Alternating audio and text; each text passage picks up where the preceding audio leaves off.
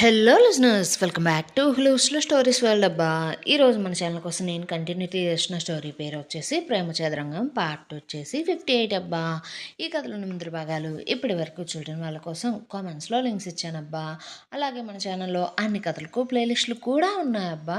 So కొంచెం subscribe చేసుకొని చూస్తూ కథ నచ్చినట్లయితే తప్పకుండా లైక్ చేసి కథ ఎలా ఉందో ఓ సిట్టి కామెంట్ రాసి కుసన్ని హై పాయింట్లు కూడా ఇచ్చేయండి. మరి మనం ఈరోజు కథలోకి వెళ్ళిపోదామా.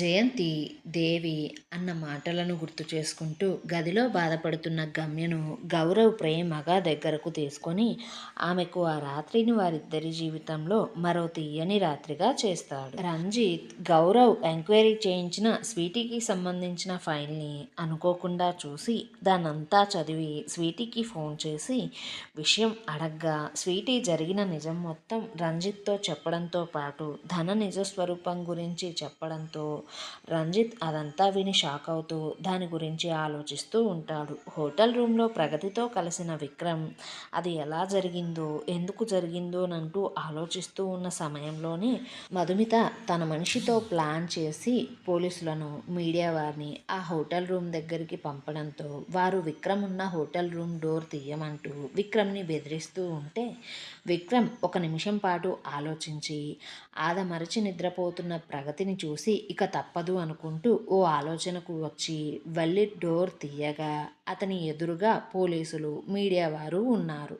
వారు ఆ రూమ్లోకి దూసుకుని రావడానికి చూస్తూ ఉండగా విక్రమ్ వారిని ఆపి అతనే బయటికి వచ్చి డోర్ పెట్టేసి పోలీసులను చూస్తూ రూమ్లోకి వెళ్ళడానికి మీకు పర్మిషన్ ఉందా అంటూ సెర్చ్ వారెంట్ లాంటిది ఏమైనా తీసుకుని వచ్చారా, తెస్తే చూపించండి అంటూ అడగడంతో ఒక పోలీసు వెటకారంగా ఇలాంటి నీతిమాలిన బిజినెస్ని పట్టుకోవడానికి వారెంట్ ఉండదు బాబు, దీన్ని రైడింగ్ అంటారు అంటూ అతను విక్రమ్ నలిగిపోయిన చొక్కాని చెదిరిపోయిన జుట్టును చూస్తూ నీచంగా ఏంటి లోపల చూస్తే అది ఇంకా లేవలేదనుకుంటా అంటూ ఉండగా మీడియా వారు విక్రమ్ని తప్పుకో డోర్ తీసి లోపలికి వెళ్ళాలి అంటూ ప్రగతి ఫోటోలను తీయడానికి ప్రయత్నిస్తూ ఉంటే విక్రమ్ వారిని ఆపుతూ అక్కడికి వచ్చిన పోలీసులను మీడియా వారిని కోపంగా చూస్తూ రైడింగ్ ఏంటి, అసలు మీరు ఏమంటున్నారు, ఎవరు చెప్తే మీరు ఇక్కడికి వచ్చారు, ఇక్కడ అలాంటిది ఏదన్నా జరుగుతుందని మీ దగ్గర ఆధారాలు ఏమన్నా ఉన్నాయా, పైగా నా మీదే దౌర్జన్యం చేసి నా రూమ్లోకే వెళ్ళాలి అంటున్నారు, అసలు ఇది అలాంటి హోటల్ కాదు కదా, పైగా ఇది అలాంటి హోటల్ అయినా సరే మేం మాత్రం అలాంటి వాళ్ళం కాదు, ఎవరైనా మీకు మా మీద తప్పుడుగా సమాచారం ఇచ్చుంటారు లేదా పొరపాటున ఒక రూమ్కి వెళ్ళబోయి ఇక్కడికి వచ్చారేమో అంటూ ఉంటే ఓ కానిస్టేబుల్ మాత్రం పక్కాగా సమాచారం ఉంది మాకు రూమ్ నెంబర్తో సహా, అందుకనే నేరుగా మేము మీ రూమ్ దగ్గరికే వచ్చాం, అలాగే మీరు ఇప్పుడు మాకు రెడ్ హ్యాండెడ్గా దొరికిపోయారు అంటూ పొగరుగా చెబుతూ ఉంటే విక్రమ్ అతన్ని అనుమానంగా చూస్తూ అవునా నిజమా, అయితే అరెస్ట్ చేయండి చూస్తా, నేను చూస్తా మీరు ఎలా నన్ను అరెస్ట్ చేస్తారో, ఒకవేళ అలా చేస్తే మీ జాబ్స్ ఊడిపోవడం గ్యారంటీ, అలాగే ఇక ఇక్కడ ఉన్న మీడియా వారి పరిస్థితి అయితే చెప్పనవసరం లేదు, మా ఒక్క ఫోటో అయినా సరే బయటికి రావాలి, మీ మీడియా సంస్థల మీద నేను పరువు నష్టం దావా వేస్తా, నాకు కాబోయే భార్యతో నేను సరదాగా గడుపుతూ ఉంటే వచ్చి నా ప్రైవసీని డిస్టర్బ్ చేసినందుకు, మా ఫొటోస్ని తీసి న్యూసెన్స్ క్రియేట్ చేసినందుకు అంటూ విక్రమ్ చాలా పొగరుగా చెప్పగా మీడియా వారిలో ఒకరు ఈ మధ్య ఇలా కూడా చెప్పి తప్పించుకుంటున్నారా ఏంటి, ఇలాంటి చీకటి పనులు చేసి దొరికిపోతే నోటికి వచ్చినట్లు చెప్పడం ఫ్యాషన్ అయిపోయింది, వాళ్ళ కొడుకులంటూ వీళ్ళ కూతుర్లంటూ పోలీసులను మీడియా వాళ్ళను బెదిరించడం బాగా అలవాటైంది అందరికీ, అయినా మనం ఇలాంటి వాళ్ళను ఎంతమందిని చూడలేదు అంటూ ఉంటే విక్రమ్ నిజమే మీరు చాలామందిని చూసి ఉంటారు కానీ నన్ను చూసి ఉండరు కదా అంటూ విక్రమ్ తన ఫోన్ని బయటకు తీసి అతని ఫోన్లో పదుల సంఖ్యలో ఉన్న ప్రగతి ఫొటోస్ను వారికి చూపిస్తూ గమ్య అతనితో చేసిన లవ్ చాట్ను, మ్యారేజ్కి సంబంధించిన చాటింగ్ని, ఇంకా షాపింగ్ కోసం తీసుకున్న పిక్స్ని ఓపెన్ చేసి చూపిస్తూ చూడండి తను నా మరదలు, పేరు ప్రగతి, తనకు నాకు ఇంకొన్ని రోజుల్లో పెళ్ళి కాబట్టి మేము ఇలా కొంచెం ప్రైవేట్గా టైంని ఎంజాయ్ చేస్తూ ఉన్నాము అంటూ చెప్పగా పోలీసులు కొంచెం వెనక్కు తగ్గారు.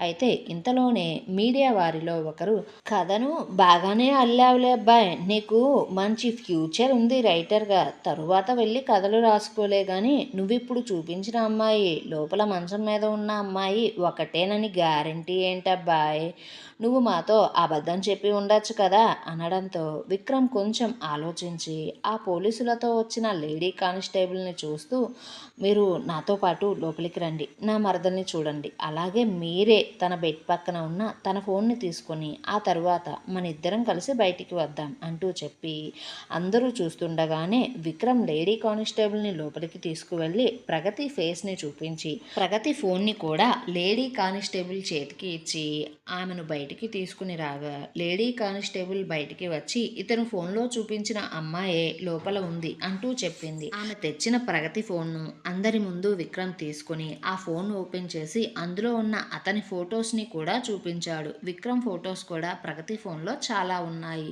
పైగా వారు ఫ్యామిలీతో కలిసి దిగిన ఫొటోస్ కూడా ఉండడంతో వాటన్నిటినీ చూసిన పోలీస్ వారు, మీడియా వారు వెనక్కు తగ్గక తప్పలేదు. ఇంతలో పోలీసులలో ఉన్న ఇన్స్పెక్టర్ రేంజ్ అతను విక్రమ్ దగ్గరికి వచ్చి కోపంగా అతన్ని చూస్తే చదువుకున్నోడిలా ఉన్నావు, ఇది తప్పు కదా, పెళ్ళికి ముందే ఇలా మీరు కలిసి ఉండొచ్చా అంటూ అతనికి వార్నింగ్ ఇస్తున్నట్లు మాట్లాడుతూ ఉంటే విక్రమ్ అతన్ని వెటకారంగా చూస్తూ, తప్ప అయితే పెళ్లి తరువాత ఎవరికి నచ్చినట్లు వాళ్ళు నచ్చిన వారితో ఉండొచ్చు అంటూ చేసిన చట్టాన్ని ముందు మీరు మార్చండి. పెళ్లికి ముందు తప్పు చేస్తే జరిగే ఘోరాల కన్నా పెళ్లి తరువాత తప్పులు చేస్తే జరిగే ఘోరాలే ఈ రోజుల్లో సమాజంలో చాలా ఎక్కువగా ఉన్నాయి. పెళ్లికి ముందు ఏదన్నా పొరపాటు జరిగితే పొరపాటు చేసిన ఇద్దరి లైఫ్లు మాత్రమే రిస్క్లో పడతాయి. కానీ పెళ్లి తరువాత అలాంటి పొరపాట్లు జరిగితే 2 కుటుంబాలు రోడ్డున పడతాయి. పైగా పెళ్లి తరువాత ఇలాంటి చీకటి తప్పులు చేస్తే కట్టిన తాళికి విలువేముంటుంది చెప్పండి అంటూ మాట్లాడుతూ ఉంటే అక్కడికి వచ్చిన మీడియా వారిలో ఒకరు, నీతులు బాగానే చెప్తున్నావు, మరి ప్రేమించిన అమ్మాయిని పెళ్లికి ముందే ఇలా హోటల్కి తీసుకుని రావడం, పెళ్లికి ముందే తప్పు చేయడం నీకు సిగ్గుగా అనిపించడం లేదా? పైగా మా ఇద్దరికి పెళ్లి కుదిరింది అంటూ లైసెన్స్ కార్డులా చెప్పుకుంటూ ఉన్నావు అంటూ అడగగానే విక్రమ్, మేమిలా కలవడం ఏమీ ప్లాన్ చేసుకుని కలవలేదు, ఏదో అనుకోకుండా పొరపాటున జరిగిపోయింది. అసలు ఏం జరిగిందంటే నా ఫియాన్సీ ఇదే హోటల్లో జరిగే జాబ్ మేళాకి అప్లై చేసింది. ఈ హోటల్లో జాబ్కి ఎలా తీసుకుంటారో మీకు ముందే తెలిసి ఉంటుంది కదా, సో తనకు సహాయంగా నేను ఇక్కడికి వచ్చా. పగలంతా మేమిద్దరం కలిసి చాలా పని చేసుకున్నాం. రాత్రి వచ్చేసరికి అలసిపోయి కొంచెం డ్రింక్ చేశాం. సో పొరపాటున మత్తులో ఇద్దరం కొంచెం కంట్రోల్ తప్పాం అంతే.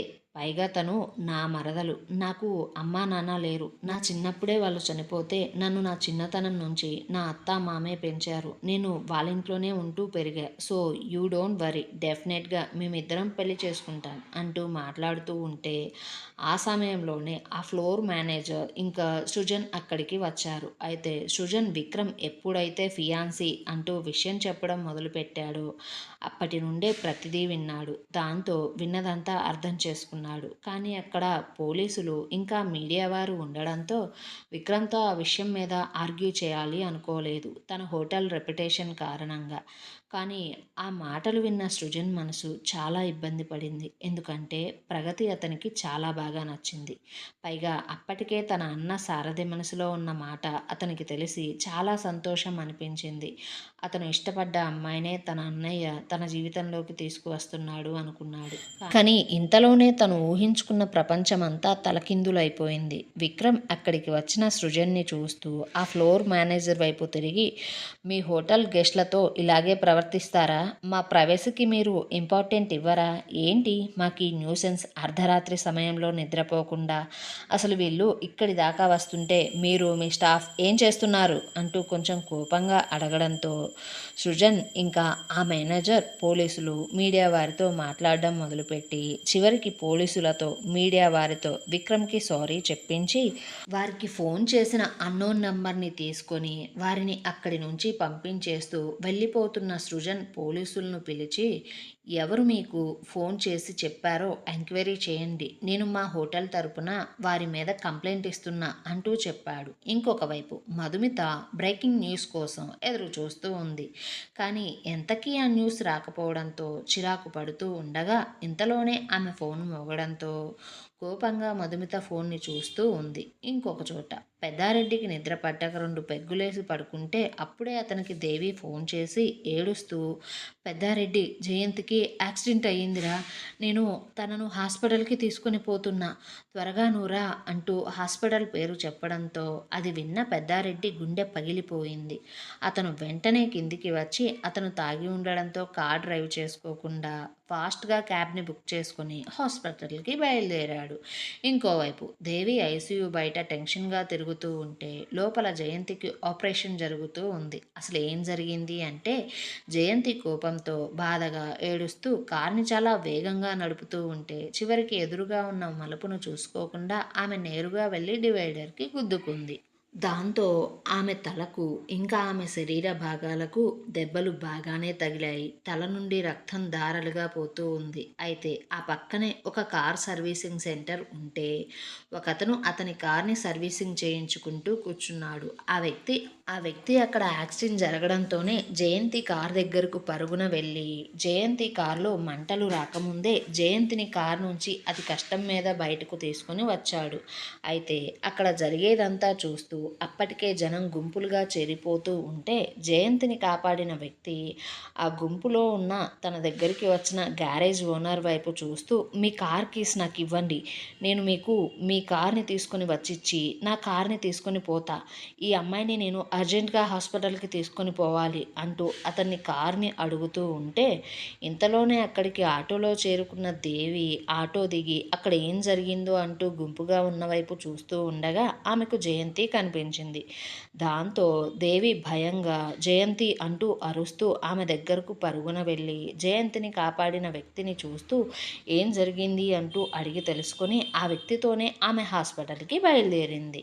హాస్పిటల్ రాగానే పెద్దారెడ్డికి ఫోన్ చేసిన దేవి జరిగిన విషయమంతా చెప్పింది. అయితే జయంతిని కాపాడిన వ్యక్తి జయంతిని ఆమె చేతుల్లోకి తీసుకుని ఎమర్జెన్సీ వార్డ్ వైపు పరుగు పెడుతూ వెళ్ళి హాస్పిటల్లోకి జయంతిని తీసుకెళ్ళి హాస్పిటల్ ఫార్మాలిటీస్ అన్నీ కూడా చాలా త్వరగా చూసుకుంటూ ఉన్నాడు. అతనికి సాయం చేసినందుకు జయంతిని సమయానికి చూసి కాపాడినందుకు జయంతి అతనికి థ్యాంక్స్ చెప్తూ తన కుటుంబంలో వారు వచ్చేంత వరకు ఆమెకు తోడుగా ఆ వ్యక్తిని అక్కడే ఉండమంటూ రిక్వెస్ట్ చేసింది.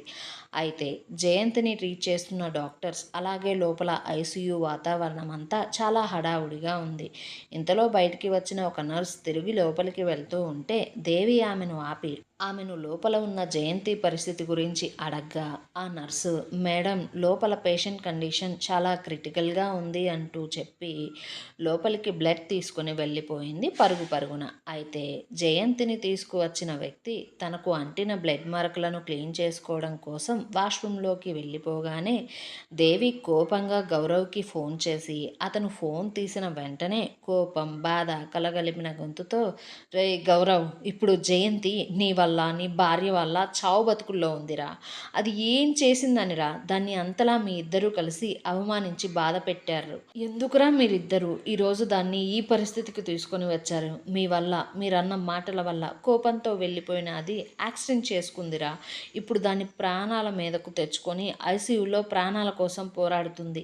అది అలా అవ్వడానికి కారణం నువ్వు, నీ భార్యే. ఇప్పుడు దానికి ఏమన్నా కావాలి, నిన్ను, నీ భార్యను నేను అస్సలు వదిలిపెట్టను గౌరవ్, గుర్తుపెట్టుకో. నా మేనకోడలికి ఏమన్నా కావాలి, నీ జీవితంలో మీకు మర్చిపోలేని గుణపాఠం చెప్తా. ముఖ్యంగా నీ భార్యను నేను అస్సలు వదలను అంటూ మాట్లాడడంతో గౌరవ్ నిద్రమత్తంతా ఎగిరిపోయి వెంటనే పెద్దారెడ్డికి ఫోన్ చేయగా పెద్దారెడ్డి కూడా బాధపడుతూ విషయం మొత్తం అతనితో చెప్పి హాస్పిటల్ పేరు చెప్పడంతో గౌరవ్, భయపడకండి అంకుల్, నేను వస్తున్నా అంటూ చెప్పి ఆదమరిచి నిద్రపోతున్న గమ్యను చూస్తూ ఆమెకు ఆ విషయాన్ని చెప్పి మరింత బాధ పెట్టడం ఇష్టం లేక లేచి బట్టలను వేసుకొని రెడీ అయ్యి కిందికి వెళ్ళి విషయం తన తల్లితో చెప్పి వెంటనే హాస్పిటల్కి వెళ్తున్నాను అంటూ బయలుదేరగా గౌరవ్ తల్లి గౌరవ్ని హాస్పిటల్కి వెళ్లకుండా కంగారుగా వాపుతూ ఉంది. ఇంకొక వైపు సృజన్ విక్రమ్ని కోపంగా చూస్తూ, అసలు నీకు సిగ్గుందా, ఎవరైనా ఇలా చేస్తారా